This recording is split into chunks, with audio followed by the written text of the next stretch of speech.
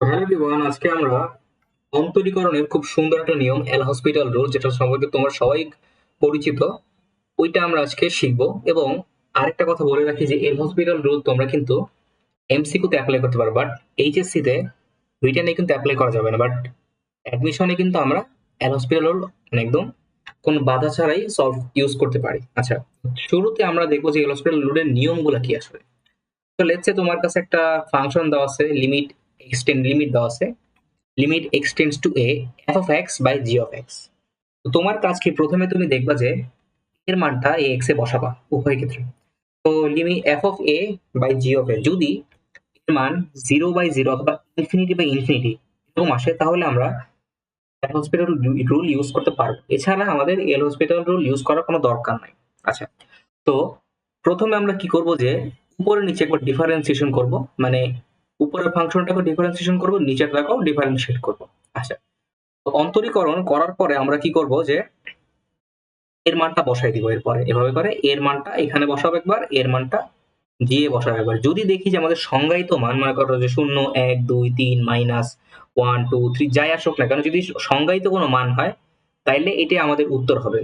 But আমরা যদি দেখি যে একবার ডিফারেন্সিয়েট করলাম, আবার আমরা এ বসালাম, তাও যদি 0/0 আসে বা ইনফিনিটি আসে, আমরা আবার ডিফারেন্সিয়েট করবো। এখন প্রশ্ন হইতে পারে যে আমরা কতক্ষণ পর্যন্ত ডিফারেন্সিয়েট করব। এর উত্তর হচ্ছে যতক্ষণ না পর্যন্ত আমাদের 0/0 অথবা ইনফিনিটি ফরম্যাটটা আমাদের দূর হচ্ছে। তো এটা আমরা কয়েকটা কোয়েশ্চেন সলভ করলে খুব ভালোভাবে বুঝতে পারবো। তো চলো আমরা কয়েকটা লিমিট সলভ করি। তো প্রথমে আমাদের দেওয়া আছে হচ্ছে, দেখো একটা লিমিটের problem, limit x tends to 2 x square minus 4 by x minus 2। আমরা ফার্স্টে কি করব যে লিমিটটা বসাই দেবো, অর্থাৎ 2 স্কোয়ার মাইনাস 4 বাই 2 মাইনাস 2, অর্থাৎ আমরা দেখতে পাচ্ছি এখানে আমাদের 0/0 ফরম্যাটে চলে আসছে। আমরা এখান থেকে বলতে পারি যে আমরা এল হসপিটাল রুলটা ইউজ করতে পারবো। সো আমরা যদি উপরে নিচে ডিফারেন্সিয়েট করি, তাহলে আমরা পাই হচ্ছে limit x tends to 2 by x tends to 2। আচ্ছা, এবার হচ্ছে আমরা কি করব যে এই যে এক্স স্কোয়ার কে ডিফারেন্সিয়েট করলে পাই হচ্ছে 2x মাইনাস 4, তো কনস্ট্যান্ট 0। আর হচ্ছে এক্স কে ডিফারেন্সিয়েট করলে পাই 1, আর 2 কে ডিফারেন্সিয়েট করলে পাই 0। অতএব আমরা পাচ্ছি এখান থেকে যে limit x tends to 2 is equal to 2x। হ্যাঁ, 2x। এখন এবার আমরা কি করব, 2 এর মানটা 2টা বসাই দেব জাস্ট এখানে। লিমিট লিমিট তো বসাই দিব, তাহলে হচ্ছে 2 ইনটু 2, তাহলে আমাদের আসে কত এখানে 4। আমি কি বলছিলাম যে যদি সংজ্ঞায়িত মান আসে তাহলে এটা হবে আমাদের অ্যান্সার। তো আমাদের এখানে বলছি যে 1 2 3 4 5 মাইনাস 1 2 3 যাই আসুক না কেন, যদি সংজ্ঞায়িত মান আসে তাহলে এটা আমাদের অ্যান্সার হবে, এবং এখানে আমাদের অ্যান্সার এটাই আসছে। আর যাই হোক, তো এরপর আমরা নেক্সট কোয়েশ্চেন দেখি। তো প্রথমে আমরা কি করব যে উভয় পক্ষে আমরা লিমিটের মান বসাবো। তো এখান থেকে আমরা লিমিটের মান বসাবো sin 0 বাই হচ্ছে x এর মান 0, তাহলে sin 0 এর মানও 0, x এর মানও 0, অর্থাৎ আমরা এখান থেকে এই ফরম্যাটটা পাচ্ছি। তাহলে আমরা বলতে পারি আমরা এখানে এল হসপিটাল রুল অবশ্যই ইউজ করতে পারবো। আমরা কি করলাম যে limit x tends to 0 is equal to আমাদের আসছে হচ্ছে কত, cos x বাই হচ্ছে আমাদের x কে ডিফারেন্সিয়েট করলে 1 আসে, অর্থাৎ আমাদের আসছে হচ্ছে limit x tends to 0 is equal to হচ্ছে আমাদের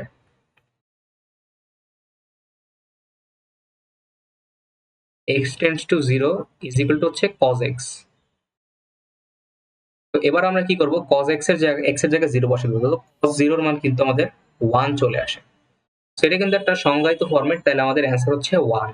আচ্ছা, তো এবার গেল আমরা যদি মানে ডিফারেন্সিয়েট করার পরে ওই যে অসংজ্ঞায়িত কোনো ফরম্যাট বা অনির্ণ কোনো ফরম্যাট না পাই। আচ্ছা, এরপরে আমরা দেখব হচ্ছে এই কোশ্চেনটা লাল কালার কালি দিয়ে করা, এটা একটু জোস একটা প্রশ্ন।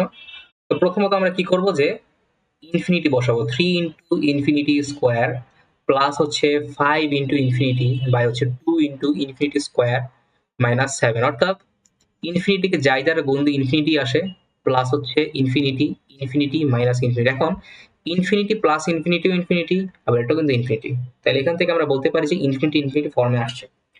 তাই যদি আসে তাহলে আমরা আবার ডিফারেন্সিয়েট করবো এটাকে, পারবো না এল হসপিটাল রুল অনুযায়ী। তাহলে limit x tends to infinity is equal to হচ্ছে 6x প্লাস 5 বাই হচ্ছে 4x মাইনাস 0। এখন এখানে যদি আমরা ইনফিনিটি বসাই তাহলে আমাদের কত আসে? 6 ইন্টু ইনফিনিটি অর্থাৎ ইনফিনিটি প্লাস 5 বাই হচ্ছে ইনফিনিটি অর্থাৎ আবারও দেখো ইনফিনিটি বা ইনফিনিটি ফরম্যাট আসলো। তা আমরা ততক্ষণ পর্যন্ত ডিফারেন্সিয়েট করবো যতক্ষণ পর্যন্ত না ফরম্যাটটা আমাদের তুলে না যাচ্ছে। আমরা আবার ডিফারেন্সিয়েট করি এটাকে, x টেন্ডস টু ইনফিনিটি। তাহলে এখানে আমরা যদি 6 কে ডিফারেন্সিয়েট করি তাহলে 6 আসে, 0 4 কে ডিফারেন্সিয়েট করলে 4 আসে, তাহলে হচ্ছে আমাদের আসলো 6/4। হ্যাঁ, তাহলে কিন্তু এখন ইনফিনিটির মান বসালো দরকার নাই, আমরা দেখতেছি এটা কিন্তু একটা সংজ্ঞায়িত ফর্ম। সো মোট কথা হচ্ছে আমরা প্রথমে ফাংশনে লিমিট বসাবো, তারপর যদি দেখি 0/0 বা ইনফিনিটি আসে তাহলে আমরা একবার ডিফারেন্সিয়েট করে আবার লিমিটের মান বসাবো। যদি দেখি যে লিমিটের মান বসানোর পরে সংজ্ঞায়িত কোনো একটা মান 1 2 3 4 ভগ্নাংশ মাইনাস যাই আসুক না কেন, যদি সংজ্ঞায়িত মান আসে তাহলে আমরা কি করবো, ওইখানে স্টপ রাখবো, এটা হচ্ছে আমাদের অ্যান্সার। বাট এরকম দেখো এই কেসে আমরা ডিফারেন্সিয়েট করার পর আবার যখন লিমিট বসাইলাম তখনও কিন্তু আমাদের এখানে তোমার ইনফিনিটি বা ইনফিনিটি ফর্মটা চলে আসছে, তাহলে আমরা বলতে পারি কি এটাকে আমরা আবার ডিফারেন্সিয়েট করবো। এবং প্রশ্ন হচ্ছে কতক্ষণ পর্যন্ত ডিফারেন্সিয়েট করবো? ততক্ষণ পর্যন্ত যতক্ষণ না আমাদের এই ইনফিনিটি বা অনির্ণীয় ফর্মটা চলে যাচ্ছে। ওকে, আচ্ছা এরপর হচ্ছে আমাদের লাস্ট প্রশ্ন দেখবো। এটা এই প্রশ্নটাতে আমাদের বলা আছে কি, দেখো যে limit x tends to 0 e to the power x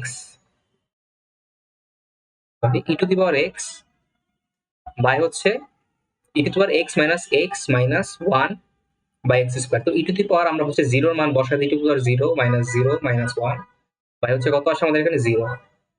আচ্ছা তাহলে হচ্ছে e to the power 0 something to the power 0 1, তো 1 মাইনাস 1 0, 0/0। আচ্ছা যদি এরকম ফরম্যাটটা আসে তাহলে আমরা কি করব, এটাকে আবার ডিফারেন্সিয়েট করব, মনে আছে? আচ্ছা তাহলে x টেন্ডস টু 0 অর্থাৎ e to the power x K differentiate করলে আমরা e to the power x E pi, x K differentiate করলে 1 আর 1 কে ডিফারেন্সিয়েট করলে আমরা পাই 0। আচ্ছা তারপর হচ্ছে আমরা এখানে কি করব, তোমার x স্কয়ার কে ডিফারেন্সিয়েট করলো তাহলে আমরা পাই হচ্ছে কত, e to the power x। এবার আমরা 0 বসাবো, e to the power 0 x into 0, ঠিক আছে? তাইলে আমরা পাই কত পাই আমরা এখানে, তাহলে 1 ডিভাইডেড বাই 0, ঠিক আছে না? তাহলে এটা কি আমাদের অ্যান্সার আসবে বলো তো? তো উত্তর হচ্ছে আমাদের এখানে, সরি এখানে তো 2 হবে, সরি 2 এর জায়গায় আমরা 0 বসাই তাহলে এখানেও কিন্তু আমাদের আসছে কত, e টু দি পাওয়ার 1 তারপর হচ্ছে -1, সরি এখানে -1 হইলে তাহলে আমাদের 0/0 ফরম্যাট আসছে। এবারও কিন্তু আমাদের 0/0 ফরম্যাট চলে আসতেছে, তাহলে আমরা কি করবো, আবারও ডিফারেন্সিয়েট করবো, ঠিক আছে? যদি আমরা আবারও ডিফারেন্সিয়েট করি তাহলে আমরা কি করবো, এখানে limit x tends to 0 e to the power x কে যে ডিফারেন্সিয়েট করলে e to the power x থাকে, আর 1 কে ডিফারেন্সিয়েট করলে 0, আর 2x কে ডিফারেন্সিয়েট করলে 2 থাকে। তাহলে আমরা এবার কি করব, e to the power x এর জায়গায় 0 বসাবো, তাহলে আমরা এখন এখান থেকে পাচ্ছি যে 1/2। সো এভাবে করে আমরা একটা জটিল একটা লিমিটের খুব ইজিলি মান বের করতে পারি, কোনো খাতা কলমে কোনো সমীকরণ, কোনো ত্রিকোণমিতির সূত্র বা অন্যান্য কোনো রকমের উৎপাদক বিশ্লেষণ না করে।